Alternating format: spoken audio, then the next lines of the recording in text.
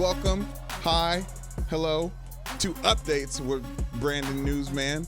That's me, Brandon Newman. This is episode 91.5. Make sure to check out episode 90.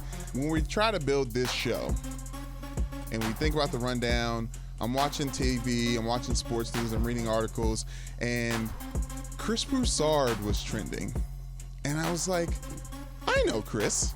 I know Chris very well. I have Chris's phone number. We text. I actually haven't texted him back since he said congratulations to Michelle and I for the wedding. But, you were busy. But we've seen each other in the hallways since, and like but there is that pending. Like I haven't replied. But I know Chris Broussard, and I started looking like, why is Chris Broussard in the news? Oh, Kevin Durant, another layer to the Kevin Durant, Chris Broussard on social media, Twitter drama. And I'm going to take you through all of it. Listen, this is what happened. Chris Broussard, FS1 analyst, NBA. Chris Broussard tweeted a clip of him and Rob Parker on The Odd Couple. Shouts to Rob Parker. Talking about Kevin Durant and the Warriors and the Warriors succeeding without Kevin Durant. Chris Broussard's take was Kevin Durant's worst nightmare is coming true. Chris Broussard says, if the Warriors win a title without KD, does that diminish his 2 rings? A question that sports fans talk about. Kevin Durant replied, I see a little exaggeration there, buddy. My worst nightmare, question mark, question mark. You sure that this is my worst, or the worst it can get? Okay, tongue-in-cheek, back and forth between Chris Broussard and Kevin Durant. Mainly, just the fact that Kevin Durant responded was news. Okay, moving forward, the beef continues. Chris Broussard put out a tweet, quote tweeting a clip from him on Undisputed, talking to Skip and Shannon and Jenny Taft about the said tweet back from KD. KD and I have a love-hate relationship. We've texted for 2 to 3 hours straight about life, basketball, media, faith. KD has gone at me much harder privately. We make a living critiquing athletes. It would be hypocritical of us not to be able to take it, from Chris Broussard. Bravo. Great response. It is all talking about going back and forth, mm-hmm. And comes out, Chris Broussard and Kevin Durant have had conversations before, right? Let's move on to the next. Escalating it. We've now escalated it though from it was on Twitter. It was a radio Twitter only. Now we're on FS1.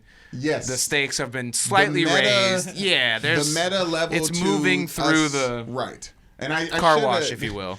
Yeah, I almost need to stop down and pause and like start from the beginning of this whole thing and tell you guys that the reason I'm sitting here right now, the reason I even have a voice is because I ran social media accounts for FS1 and the people who worked on FS1. So when people come here, like Chris Broussard, when he moved over from ESPN or the other network, whatever we're calling it nowadays, I had to talk to him about his Twitter, and I was running all of these accounts, and I was organizing how the flow happens. And one of the best things we could ask for was Des Bryant tweeting back at Skip. Call and response. That's what we're looking for. Aaron Rodgers clapping back at Colin. Even blocking him. All that stuff is good in the social media world. Like Bakerman, like this is all what we want. So you're feeding into us, Kevin Durant, and we love you for this. And you're almost as good of a basketball player as you are. You're almost that good on social media as well. Like you might be one of the greatest. Like we'll revisit that with burner accounts because we don't know who to give the credit to. But Kevin Durant came back strong. Cap. You don't even have my number, man. How many 5 ends on man? You don't even have my number. So try to come at Chris Broussard's validity. Saying he say, how do we text? How do we go back and forth? I don't even have your number, right? Oh. Damn. Now Chris Broussard is trending. What happens next? Chris Broussard comes back. This is 13 hours ago. A detailed message about the beef along with the video. We're not going to play the video. They have been playing the video in other publications at FS1, but we're a podcast. You know what I'm saying? Y'all can go find it. At Chris Broussard, you know what I'm saying? 88 on Instagram. Shouts out. Okay. In the past, I have had 60 plus IG and Twitter DMs from KD, mostly from 3 conversations initiated from him spanning 5+ hours each. I won't expose them for respect for KD and other texts with him. I will continue to love, respect, and pray for KD and objectively analyze his game. Now, the thing that we left out is Chris Broussard coming back strong with the old man argument. Text, IG DMs, Twitter DMs, it's all the same to me. Fair. I mean, fair. Yeah. Fair. For someone over a certain age to say that IG messages, DMs, and Twitter DMs and text messages, it's on my phone and I'm talking to you with words and sentences. I don't know. It's SMS. There's a difference. SMS. There's a difference between a phone call and a text. Oh, 100%. There's a difference between an email and a text, sorta. Yeah. But like Chris Broussard said, he remembers what he was doing on those days, which further validates it because anytime you get a like from someone, anytime you get a celebrity that you talk about comes back at you on social media, you guys know it. You guys know exactly where you were. I remember where I was on Father's Day when I tweeted at P. Miller, Master P, and said, I've never met Master P, but I bet he's a great father. His kids are doing well. He retweeted me and added me back, and I was walking into Michelle's grandfather's nursing home when it happened. I know. When you remember it, when you see it and you're there, right? It's important. So this is Kevin Durant clapping back Chris Broussard. This is how boring the NBA playoffs are right now. Stop. This is. Because you know what the next story is? Let's go. Moving on. Drake. So we talking about Drake, and we're talking about Kawhi, we're talking about the Raptors, we're talking about Toronto and the antics. Now, if you're following basketball, if you follow hip-hop, if you follow Drake, if you've been alive in the last 3 years, you know Drake can be a staple at Toronto's, what's their stadium even called? Well, Jurassic Park is where they hang out Jurassic outside. Park, whatever. I can't, it doesn't matter. The Canadian Park. The point is, he's like somewhat formally endorsed as like a ambassador. Celebrity, I'd say celebrity mascot, but... he's legitimately... His semi-official title might be ambassador. And exactly. The Nice for What video, I believe, started on the court of the Toronto Raptors. Like, he is ingrained. If you have a problem with it, talk to Rob Ford, God rest his soul, the mayor that gave Drake the key to the city. Drake is the most popular Canadian easily right now. He can roam up the sidelines as much as he wants. Okay, I'm speeding forward. Mike Budenholzer, right, had a statement about the way Drake has been running up and down the sidelines. This is Mike Budenholzer. There's currently no place for fans and, whatever it is exactly that Drake is for the Toronto Raptors, to be on the court. There's boundaries, there's lines for a reason, and like I said, the league is usually pretty good at being on top of stuff like that. That sounds like after the loss sound to me, if I've ever heard it. Listen, y'all can't tell Drake nothing. He just bought a jet. He is October's very own. He's rocking his own stuff. He's not a great sweatshirt. Listen, though. I'm not saying I am. Blah, right, Donnie? Yeah, you could buy that at the mall. That's a mall kiosk. Listen, guess what? The prices went up on it. All right, because Drake was rocking it while he was giving massages. Okay. I desperately need the Milwaukee Bucks to wake up and stop playing around with the Toronto Raptors and get them up out of here because I can't have Kawhi staying in Toronto. This is an initiative started by Toronto called Kawhi and Dine. This emblem, this sticker of Kawhi's stoic face with the use of negative. Pretty biblical, though, with the way his beard and the dreads come down behind it. He honestly looks like a Squidbillies character. I was going to say that. But that's a deep cut. So... It's the braids. Okay, so if you have the Kawhi and Dine emblem on your store, that means Kawhi Leonard eats free there. And his uncle? Or just... I imagine Kawhi Leonard adjacent to. I thought about that. I was like, what if he's going out to dinner? What everybody in town? Everybody got their passport, and everybody came in town.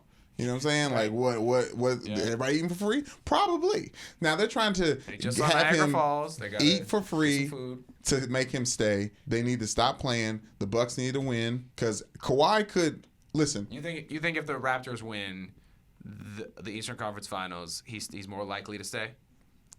100%. 100%. And if he eats there for free, I mean, that might get me to stay. It depends on the restaurants. 100%. They have body shops. Like, people are buying in. Like, if it looks like that he's starting to frequent the shops that got the Kawhi and Dine, you don't think Ruth Chris going to start throwing up the little Kawhi and Dine's emblem out there? That's probably, is that as nice as it gets in Toronto? They got a version of a Morton's? No. Toronto, that's the real city. He'd be good. No, okay, yeah, exactly. So, anyways, I just want to say, leave Drake alone. It's a very old man take saying, like, Drake shouldn't be on the sidelines, whatever. It's the reason for a lot of people to watch the playoffs when not a lot of people want to watch playoffs. It makes those slow-footed Eastern Conference games seem a little faster when there's Drake cutaways. I will say that. There's something to care about. You know what I mean? Matter of fact, most NFL, NBA teams need to think about getting themselves a Drake on their sidelines. So if Big Sean was on the sidelines of the Pistons games, wilding out, getting into other players' head, it's just about distracting the other team from the basketball that's being played. Drake is in your head already. Y'all was listening to him before you went out there. Bucks and Raptors fans, nonstop. Okay? That it was a pun. Let it happen. Y'all need to follow the Canadian way instead of pushing against it so hard. Okay, let's move on. John Heller wanted to get football into the show. So we're thinking about it. Football, Brandon. I want to hear things you have to say about football. We want to get football on the show. There's some more creative ways we can get in the show in the past. And then Donnie brought up the fact, and this is something I've heard about, but Donnie brought up the fact that Oklahoma drills were starting to get outlawed or on the chopping block, made to be outlawed in the NFL. That was a pun too. During training camp. Okay? Now, the Oklahoma drill is one of 3 drills that are being banned from training camp during the summers in the NFL for football. That is the Oklahoma drill, the Bull in the Ring drill, or King of the Circle, King of the Ring, whatever, or half line. Now, Brandon, U.S. Army All-American, please to explain to us what those drills are. They are high contact drills that initiate leverage, power, leg drive, fear, shame. Those are yes. These are the most football drills are the drills that we just listed. Hamburger is another word you can use for the Oklahoma drill. Hamburger. Oklahoma, when the thing goes tripping down the thing, when the raging wheat sure smells sweet. Is that a real song? Oklahoma, y'all know that? Come on. Oh, yeah, no. Y'all ain't from Kentucky. Okay, listen. Nope. These are high-impact drills that are supposed to reduce concussions. I argue these drills don't need to be eliminated from the NFL. They don't need to be eliminated from college football or high school football. But if anywhere they need to be eliminated is from college football and high school football and not the NFL, when people are trained, skilled athletes that know what to do with their body, and the shame and the guilt and all the angst that come with being in the middle of Oklahoma drill or Bull in the Ring or a half line drill, all that is eliminated because these guys are getting paid high dollar to perform and do what they do on the field. Now, in high school, in college, where I fell in love with those drills, where I recognized that some screws were loose, where I actually got some stuff knocked loose, you know what I mean, when I'm supposed to say words correctly, and it's like, why can't it will be lucky that I'm not, harming someone. You know what I mean? Yeah. The effects of my football I mixed up a couple words. No. Yeah, I can't speak correctly. You have to almost like listen to me like you're listening to an album or a song. You're like, did you get that reference? No, I didn't really get that reference. Yeah, me either. Okay, my argument is we either change the game of football or we change the drills around them, because eliminating drills like the Oklahoma drill, hamburger, Bull in the Ring, as much as brutal as it is, and it doesn't need to be in the sport, it does help weed out the people who don't need to be in the sport. Donnie talked about his time with Oklahoma drills. Heller talked about his time in Oklahoma drills. Gave my pads back. My brother gave up football for a long period of time during the Oklahoma drills, and he had to put some weight on, and then he came back. Play at a high level, set the rules, take out the drills that are not good for football players, but you have to understand that there's a level between being a professional football player and being a player that needs hamburger drills, Oklahoma drills, Bull in the Rings to get the toughness, to get the tenacity, to get the leverage, to get the strength to be able to one day get in the NFL. Okay, I think a lot of these drills need to go away. Trying to put a name on them and trying to put a face on them to make the game more safer so moms feel better about signing their kids up for football.